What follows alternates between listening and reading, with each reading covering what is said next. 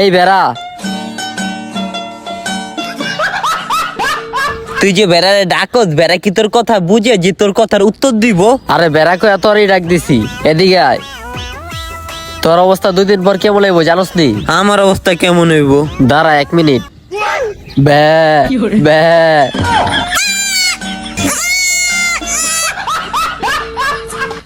দোস্ত, তোরা আমার এই পেশে ডাললে মজা লস কিনলেই গা। পালস বেড়া মজা লবো না তাহলে কি লবো? দেখ দোস্ত, এটাও কিন্তু একটা কর্মের ভিতরে পড়ে। আমি বেকার না থেকে কয়টা ভেড়া কিনছি, ওদের থেকে বংশ বৃদ্ধি কইরা আমি এত বড় একটা ভেড়া জাগ বানাইতে পারছি। আর আমি এই ভেড়া পালি দেখা তোর আমার লগে মজা লস কিনলেই গা। কোনো কর্মের ছোট চোখে দেখা একবারই ঠিক না। তোর কাছে মনে হইতাছে এটা ছোট। একটা মানুষের 2 লাখ টাকা যদি হাত দোকানে সদাই থাকে, এর সম্মান দেয় 3 লাখ টাকার। কিন্তু আমার এই জায়গায় 4-5 লাখ টাকার উপরে ভেড়া আছে। তাহলে বুঝ আমি সম্মান পাওয়া দরকার কয় টাকার। কিন্তু তোরা ওই জায়গায় ভালোভাবে কথা কত দূরের কথা, আমার অপমান করস।